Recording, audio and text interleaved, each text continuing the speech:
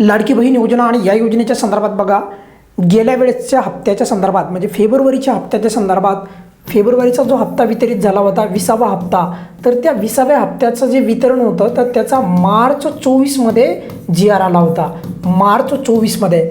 मग त्याचप्रमाणे आज पण किती तारीख आहे, 24 तारीख आहे. आज आहे शुक्रवार आणि 24 तारीख म्हणल्याच्या नंतर आज शुक्रवार म्हणल्याच्या नंतर कोणत्याच प्रकारचं तुम्हाला माहिती आहे की जी आर काढण्यासाठी कोणतीही अडचण यायला नाही पाहिजे. पण अजूनही जी आर आलेला नाही, तर माझी विनंती आहे की किमान आज तरी या योजनेच्या वितरणासंदर्भात जी आर आणा व तात्काळ वितरण सुरू करा, अशी या व्हिडिओच्या माध्यमातून राज्य सरकारला विनंती आहे. आणि सर्वात महत्त्वाची गोष्ट म्हणजे मला तर वाटत नाही की 2 हप्ते एकत्रित मिळतील, तरी देखील सर्व लाडक्या बहिणींच्या वतीने आपण या व्हिडिओच्या माध्यमातून दोन्ही हप्ते एकत्रित वितरित करा. म्हणजे एकूण 3000 रुपये. कोणते 2 हप्ते, मार्चचा पूर्ण महिना पेंडिंग आहे आणि आता एप्रिलचा महिना देखील पूर्णपणे संपलेला आहे.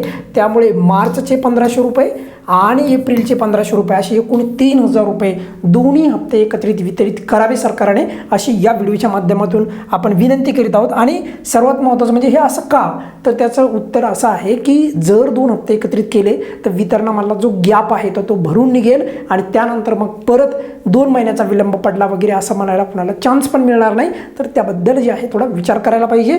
बघा, आज 24 तारीख आहे, आज आहे शुक्रवार आणि तुम्हाला माहिती आहे की शुक्रवारी पण जी आर येत असतो आणि गेल्या वेळेस 24 तारखेला जी आर आला होता. त्यामुळे आता जी आरच्या संदर्भात हालचाली वाढतील.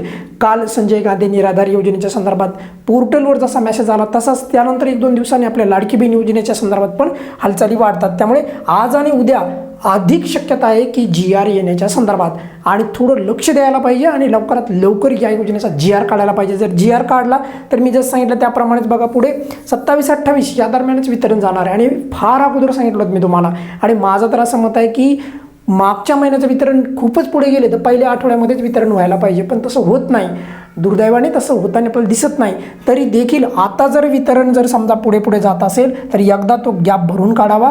त्यासाठी दोन्ही हप्ते माझं असं मत आहे की एकत्रित द्या, म्हणजे तो गॅप जो आहे तर तो भरून निघेल. पण बघूयात पुढे खरंच असं घडू शकतं का.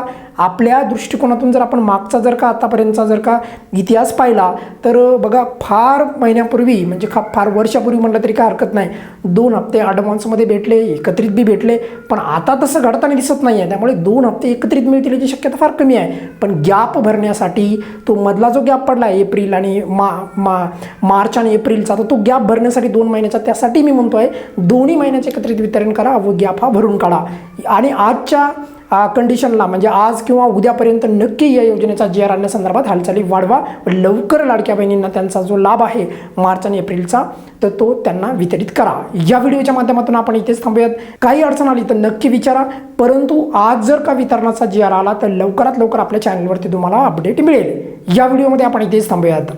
धन्यवाद.